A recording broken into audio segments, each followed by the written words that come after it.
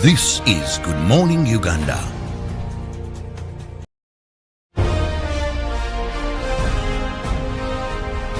Live from UBC Studios in Kampala. This is Good Morning Uganda.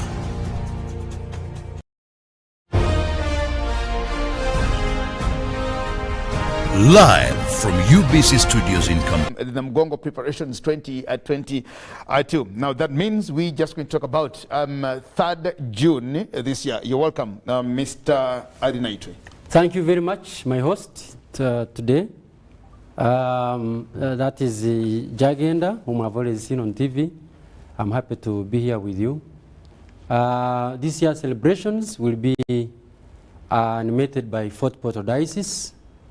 Fort Portal Diocese is found in Western Uganda, and this comes after the Episcopal Conference awarded us that opportunity. That was sometime in February. Okay, you've actually brought one here. Who decides which diocese organizes? And do the dioceses also lobby? Do you lobby, or it is at the discretion of the Episcopal Conference, which I think is now headed by Bishop Zwa? Yes, yes. Yeah. Now, there's no, maybe we can't say there's lobbying, but since we have 4 provinces in Uganda, ecclesiastical provinces. Yes. So every year, one diocese from a given province leads the celebrations. So it's just rotational. So they rotate, but once a ball comes to the province, the province chooses one person, one diocese to lead. How many dioceses are in a province? No, it depends. They are not uniform. Okay. They are not uniform. Now, like for us, we have 5. And yours is the Western Province. That is the Mbarara Ecclesiastical Province. Mbarara Ecclesiastical. We have 5 dioceses. That is Fort Portal, Kabale, we have Hoima, Kasese, and the Archdiocese of Mbarara. That's where my Bishop Lambert comes from? The Bishop Lambert is now Archbishop Lambert because he's the Archbishop of Mbarara. Okay. Diocese. Okay. Yes. So this time now, the mantle is being fronted by Fort Portal. Exactly. And actually, we last had that in 1997. 1997, so that's about 25 years. Okay. Since we last led as Fort Portal Diocese. Okay. Yes. What's the feeling like after 25, 26, 27 years? Of course, many things have happened. A lot has changed because if you look back, maybe by that time, 1997, we should have been around 300 people coming to Namugongo. But over the years, as you have been noticing, it has been quite a big number, more than 1 million. So, and now given the COVID scare, the COVID issue which came and curtailed people from going to Namugongo, when they open up, we expect the people to be much more than even it should have been without COVID. Yes.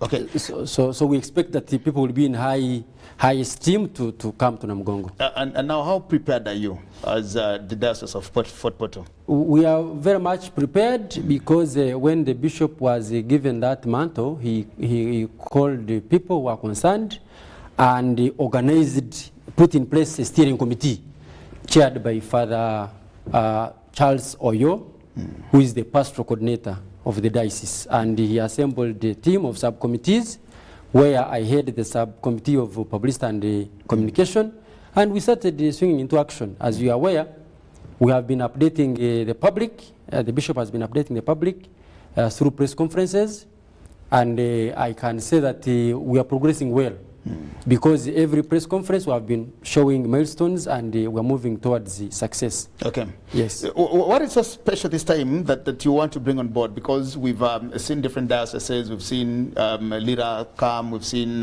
Soroti, we've seen Gulu, we've seen Tororo, and several others.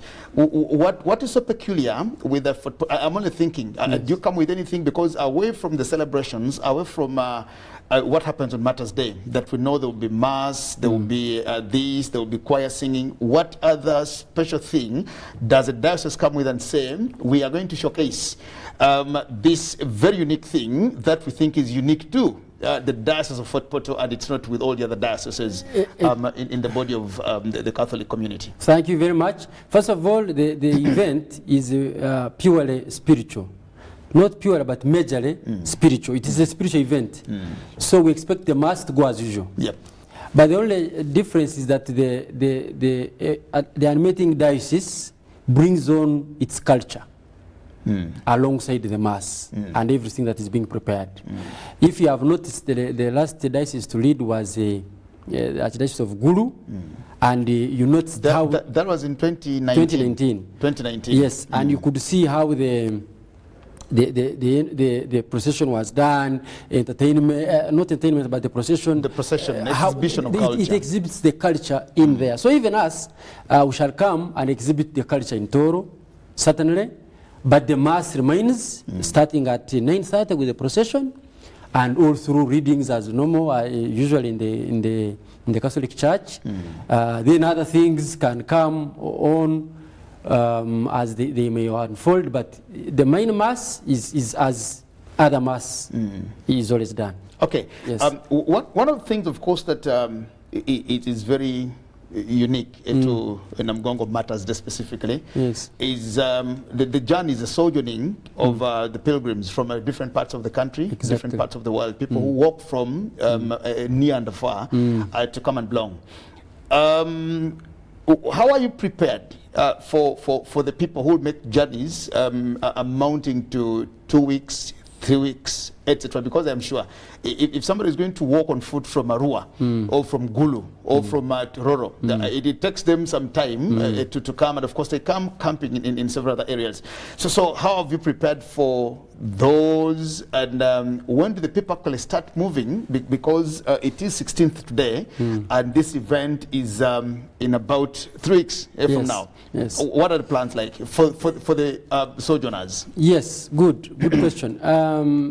First of all, much as the Fort Portal is leading, it is the whole Catholic Church in Uganda having that function. The only difference is that they entrust one diocese to take lead, but everybody is part. And so each diocese has its arrangement of when its pilgrims, foot pilgrims, start walking because of the distance from their place to Namgongo.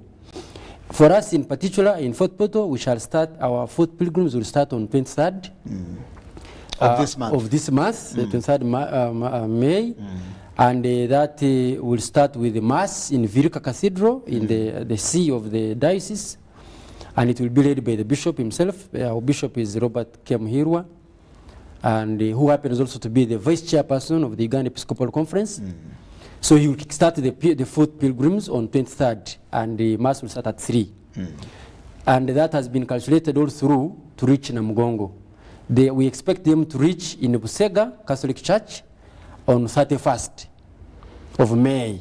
That will be 8 days now. Yes. Moving from Fort Portal to Busega. Yes. Yes, they have clear for the whole week. Yes, they have clear marked stopovers where they will stop.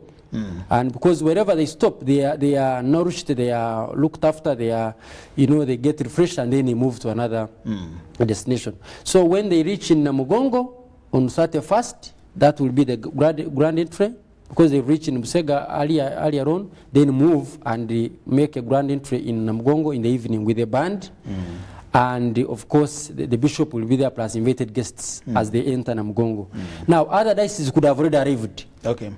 Other dioceses may arrive later on. Others even may arrive on 2nd. But everybody targets to reach in Namugongo in an appropriate time to allow the people to prepare themselves spiritually to take go through the proceedings. So for you, Fort Portal, because you, what did you call this? The organizers? Yes, we are animating. You are leading. the animators, Yeah. yes. That's what I was looking for. Yes, You're the ones animating, yes. And so you've calculated that when you leave on the 23rd, on the 31st, you'll actually be at Namgongo. Exactly. Okay.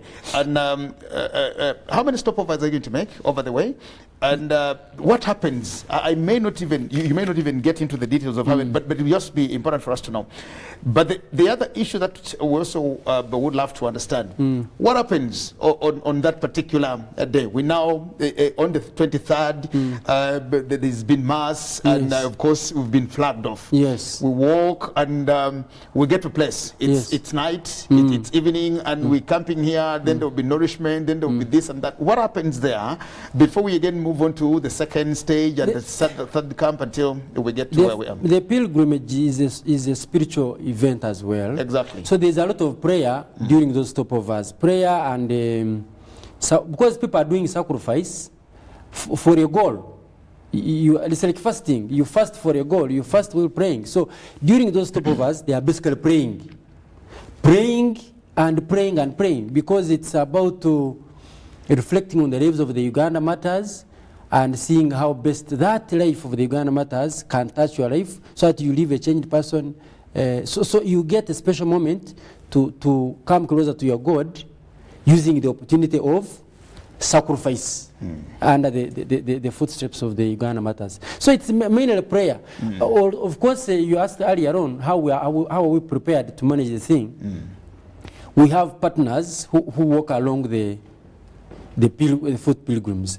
Media is one of them. There are many media houses who have come on board to work with the pilgrims, but also we have some companies which support with water, for example, with food stuff, others with t-shirts. So it's a support they give as a way of promoting their businesses as well, as you may understand. But so these are supported. Also, they move with some of the priests who help them to pray, to guide them spiritually, and their leaders. They are normally guided by the Matters Guild, the Uganda Matters Guild. The dioceses have Matters Guilds, and these are guys who take charge of that event of walking. So there's a lot of prayer during the process. Walking by itself is good sacrifice. Yes. Do you also fast, or do you encourage people to fast? First of all, is it mandatory that to walk while fasting, or somebody just chooses? Arinitwe says, I will fast. And do you encourage that for somebody to sacrifice to walk from Chibito, to walk from, we started Virika, you said Virika, in Fort Portal. Yes. And you're walking to Namgongo, but you know, you're doing the pilgrim at the same time fasting. Would you encourage that, or? Yes, fasting is a form of acknowledging, it's a means of voicing out your prayers. So that can be encouraged, but it's not mandatory that everybody must fast, because some people may walk with some illnesses. So you can imagine somebody walking, there is also fasting, you may collapse. So fasting is an option. I believe people fast. You can even fast while you are walking, when you are moving on your journey. You say, I'm not going to eat anything, I'm going to until I arrive wherever I'm going. So fasting is an optional thing. And I know many people fast, because you can imagine you walk from a big distance to another one. You can't stop and say, let me buy a mandazi, let me buy a chapati, until you reach the next destination. So you might not eat. So there's also some form of mandatory fasting because of the nature of walking in itself. Okay. And so the other thing that I also would love to know from you, because well, people do the things, they work, and I'm specifically looking at youth young matters of the diocese of Fort Portal. This is going to happen, but you see, we have people who do this thing, and some love doing it as families, father, mother, the children, and quite a number of things. Do you, when these people are coming to do these things, do you subject them to maybe some medical tests to actually know? Do you, the children vulnerability, and just those details? And what also happens if you have emergencies on the way? Somebody is collapsing, somebody has this ailment. They really want, like the Bible says, the spirit is willing, but the body is weak. The body is weak. Yes, that's a good question also. Now, during that walking, it's a big package, by the way. These committees, we have about 9 committees which are working, and every committee is part of that working in one way or the other. For example, the health committee makes sure that these people who are working are protected. The ambulances which are secured already, to work with them. When somebody collapses, he must be attended to. There are those who are the catering people. They are part. They know when our people are beginning to move, what should they do. But also the pilgrims committee specifically does registration of these people who are going to work. And at that point, they do some guidance. Because you see somebody, you cannot detect that somebody is weak, that he can't walk, because you have been seeing on TV here, you are the guys who put this news. You find an elderly person of 90 years, and they tell you he has walked from Kabal up to what? So if you had kicked him out or kicked her out because of age, you will have been unfair, because I mean, he makes it faster than even these strong youth people. So it's a tricky thing, although there's some guidance given. The caution is said the distance is big, these are challenges, so make a decision which you know that you're going to do what. But also it's not mandatory that you have to walk from point A up to the last point. You may walk, like you'll see on that day on 23rd, some people will walk from Virika and maybe disappear from Mpanga. Because maybe that's where their capacity stops. Maybe they board, then continue, then again walk. Where is the first stopover from Virika?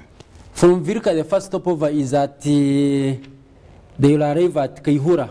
There is a place called Kaihura just before you reach Chenjojo town. That's the first I know the place stopover. called Kaihura. Villa And Maria how many there. kilometers are those? Now that I'm those only thinking, kilometers, because no, they should be around 40-something kilometers. Yeah. Yes. So they walk nearly, because that journey is around 300 kilometers. The whole journey from Fort Poto, it is 290 something, 294, from Fort Poto to Namgongo. Kampala.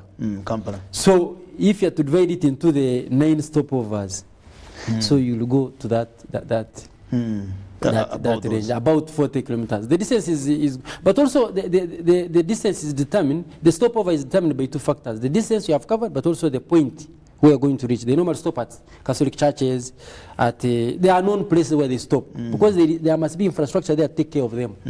For a So night. you don't stop anywhere, because there are security issues there. There are many issues accompanied with that walking. Okay, and so you want to arrive on the 31st, then Yes. you do the grand entry with the band and etc. Yes, on that day. Must you as the animators be the first to get into Namgongo? No, that's what I'm saying.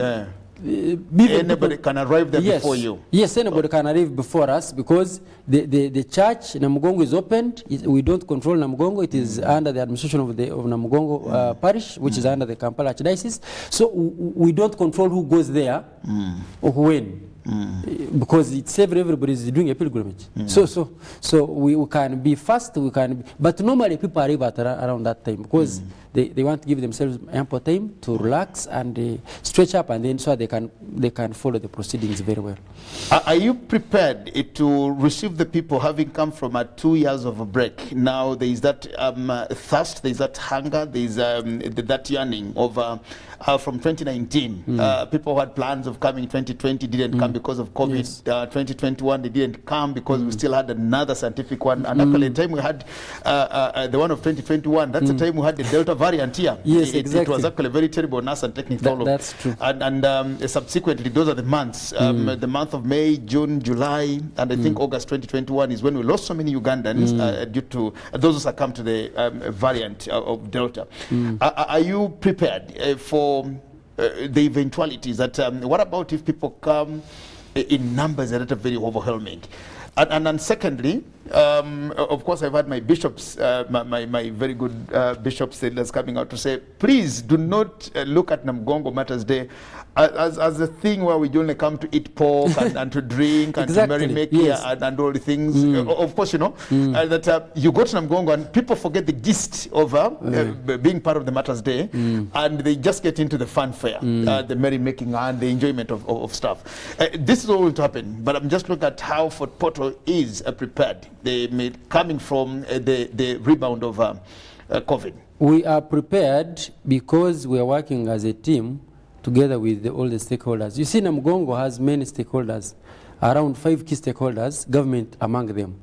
Government takes charge of the security and keeping law and order. And so we are prepared to manage the masses as they come. We have a competent health team, committee which is working with government again, Ministry of Health, to ensure that these COVID SOPs are actually managed. So I can say we are prepared because we are working with as a team in a participatory manner, and it's an inclusive event. So that's what comforts us that we are prepared. The biggest scare was the money, because without funds you can't do certain things. And also that is moving on well. So I can say we are prepared to manage the surge which is likely to happen, and we shall do what it takes to make sure that the function goes on as planned. So what happened to the big scare, which is money? What happened to the scare of money? Has it been sorted? The money we are progressing, as you must have heard, we were honored to be helped by the president of the country when the bishop and the delegation led by Honorable Butime, the Minister of Tourism,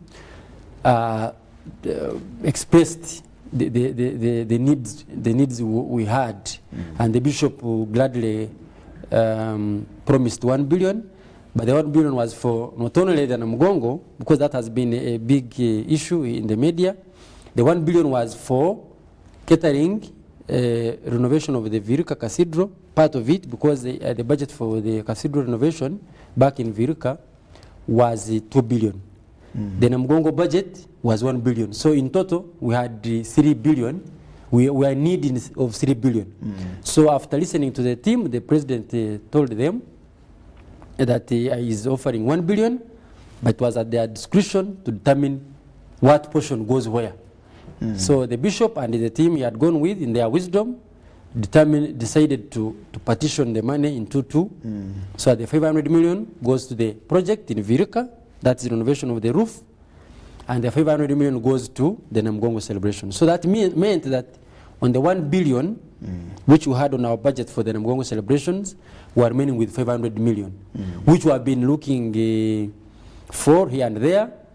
And through our interventions we did here in Kampala, and those which are being done in back at home in Fort Portal, and those which are yet to come, we hope to raise that money. And because for now we should be less than 150 million, which we know we can raise in the next time which is remaining. Because normally people contribute at last moment. It's a culture that people come in at last moment, but we are very grateful to the people who have really contributed this March, including individuals and of course organizations, including people like the media now, like UBC. This is part of the contribution which we are building on to raise resources. So we are not scared, given even when the time was very short. You can imagine from February to this time, it is a short time to organize the people, given the scale of COVID which had dispersed people away. So the money is not a very big threat now, because within a range of 150, 100 million, that's not much money to affect the bigger part of the function, even if it did not come. Okay. Yeah. You hinted about something very important. Now, even when we are in an open economy, COVID still abides with us. Yes. There is still COVID amongst ourselves. The other day when Minister General Thacheng Ochero was actually speaking and said, you are at liberty not to put on a mask wherever you are, but when you are in a crowded, congested place, I think it would just be prudent that you do that. And of course, there are the other things. We still attend public meetings that we go to, and we subjected to COVID tests. We are subjected to the screening and the sanitization. There are those things that keep happening to us even today, because that simply means even when COVID rates are very low, as we can imagine, but yet again, there are 1, 2, 3, 4 pockets of people here and there who still test positive. Yes. What have you planned to ensure that you observe the standard operating procedures of COVID-19, and how do you intend to manage the people? I'm looking at tens of thousands of people crowding in one place called Namugongo, because we've seen this before, and we won't be surprised to see what we saw in 2019 this time round. Yes.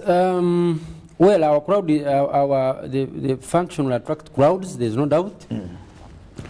We are going to borrow relief. Number one, we're going to borrow relief from the most current events which have been happening in the country, which also attract big crowds. You must have seen, I know, some crowds which have been happening here. We're going to borrow relief from them on how they have managed. But then also our biggest strength is in working with the Ministry of Health very, very closely, because our team of health, the health committee members are more or less integrated. The team from Ministry of Health is more or less integrated in our committee. So there we can't go wrong, because they are the masters of this. So we are following as their guidelines.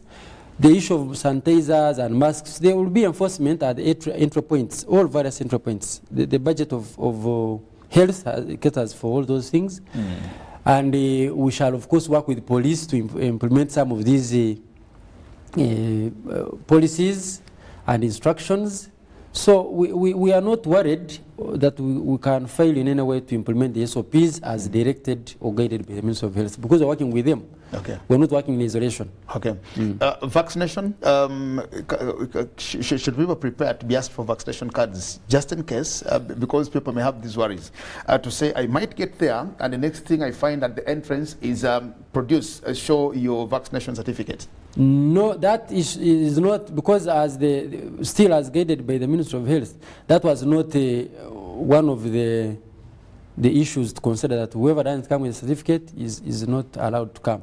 And here, that's what I'm saying, we're going to learn from what has been happening recently. If you saw the birthdays around and all these dance halls, at least people dance at night. I think I only saw the birthday. The birthday, and even people club. I know that people club at night and dance. We want to see what happens there. Do people enter in those halls after showing birth certificates? Testing COVID certificates? In clubs? Yes, in clubs. I don't know. I don't know about clubs, but at least the birthday was on TV.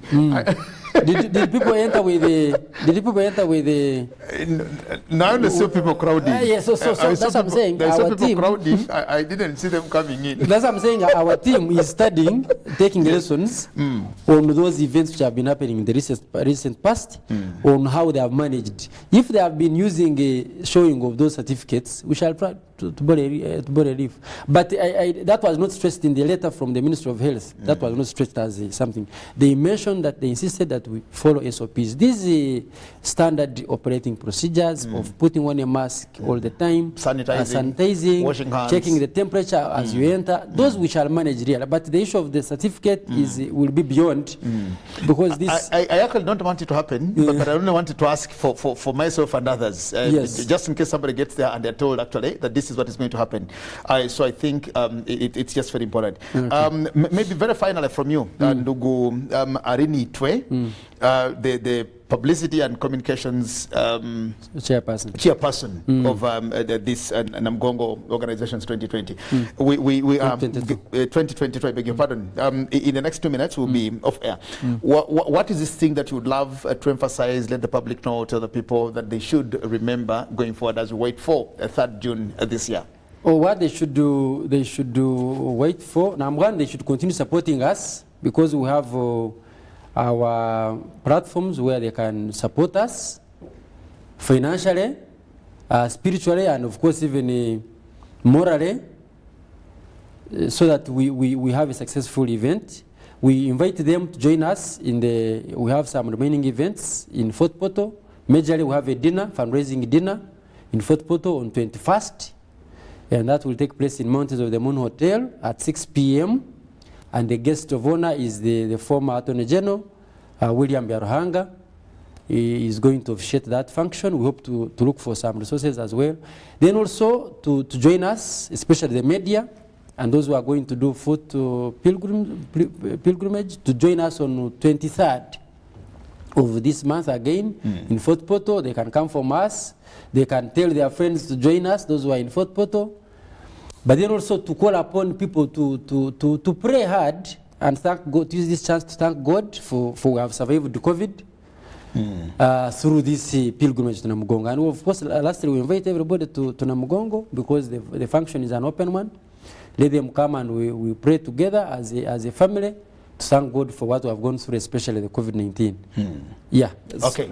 Well, thank you very much, Mr. Stephen Arinetwe, the Chairperson, Publicity and Communications Committee on Namgongo Preparations 2022 from the Diocese of Fort Portal, which is the unmeting diocese for this particular celebrations for Martyrs Day 2022.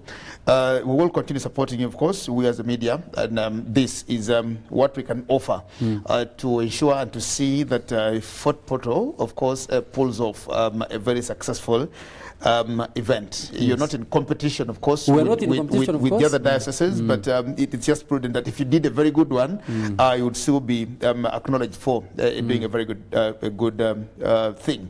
So send my greetings to the bishop in Fort Portal, Bishop Robert Muhirwa. Bishop Muhirwa.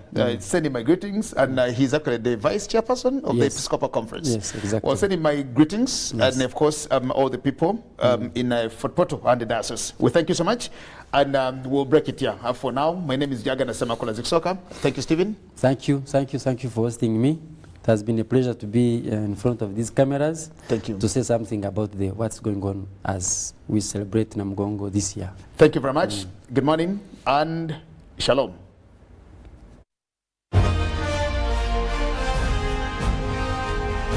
Live from UBC Studios in Kampala.